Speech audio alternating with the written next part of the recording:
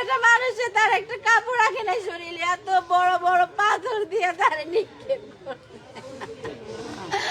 ওরা কি মানুষ, ওরা কি মরবো না, ওরা কি মরবো না।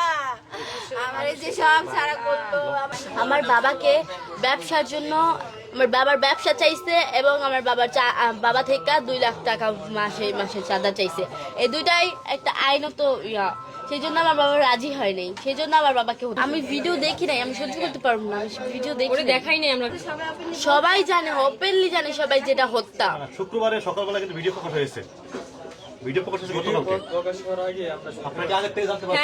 হ্যাঁ, আমরা আগে থেকে জানতে পারছি। তখন কি জানতে পারলেন? মানে কারা কারা করছে?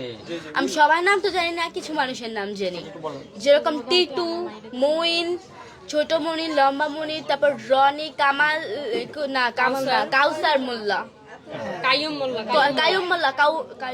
কায়সার হচ্ছে ফোন দিছে। হ্যাঁ, যখন আমার মামা বাসায়, ওই কাউসার ফোন দিয়ে আমার মামার বাসা থেকে বের করছে, বলছে যে তুমি তাড়াতাড়ি আসো, তুমি তাড়াতাড়ি আসো, দোকানে আসি, তুমি তাড়াতাড়ি আসো। ওনারে অনেক রকমের মানে মেন্টাল ক্রিয়েট করছে। কোশ্চেন গুলো ওকে না করে আচ্ছা, ভিডিওটা পরে প্রকাশ হওয়ার কারণটা ছিল কি? পরে হচ্ছে গিয়া আমি প্রেস ক্লাবে গিয়েছিলাম, বরগুনা প্রেস ক্লাবে। আমার কাছে তার আগে অনেক ভিডিও ছিল, হিউজ পরিমাণে ভিডিও ছিল আমার কাছে।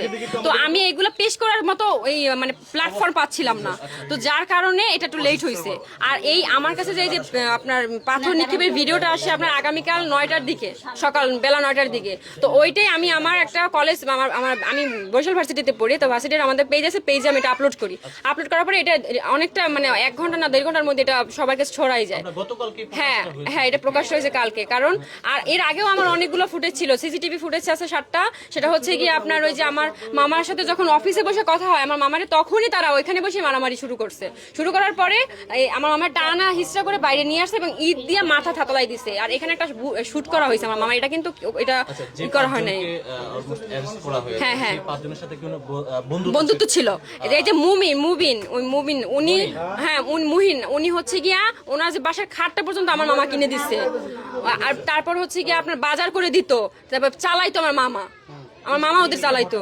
এত বড় একটা ঘটনা ঘটেছে, এর ভিতরে কোনো ধরনের প্রবলেম হয়েছিল কিনা? বা প্রবলেম বলতে আমি বলছি 2020 থেকে 25 সালে এই 5টা বছর আমার মামা অনেকটা ডেভেলপ করে তার ব্যবসায় এবং অনেক ভালো ছিল আলহামদুলিল্লাহ। তার সন্তান ওয়াইফ নিয়ে অনেক ভালো ছিল, ভালোই দিন কাটতেছিল এবং সে একটা লাক্সারি লাইফ বিলং করতেছিল। তো ওইটা তার বন্ধুদের এটা সহ্য হচ্ছিল না যে ও এত ভালো, তাহলে আমরা এরকমের কেন, তাহলে তার মানে আমাদের কিছু একটা করতে হবে। কারণ মানুষ তো লোভে পড়ে সবকিছু করে, এই জন্য ওরা লোভে পড়ে আমার মামার এই কাজটা করছে। আমার মামারে বলছে যে ওই তুমি তোমার এই যে সোহানা মেটালটা আমাদের দিয়ে দাও, আর যদি তুমি সেটা না করো তাহলে প্রত্যেক মাসে আমাদের 2 লক্ষ টাকা করে তোমাকে দিতে হবে। এখন আমার মামা বলছে যে আমি কষ্ট করে এগুলো সবকিছু আমার নিজের পরিশ্রম দিয়ে এগুলো করছি আমার বাচ্চাদের ভবিষ্যৎ গড়ার জন্য, আমি তোমাদের কেন শুধু শুধু 2 লক্ষ টাকা চাঁদা দিতে যাবো।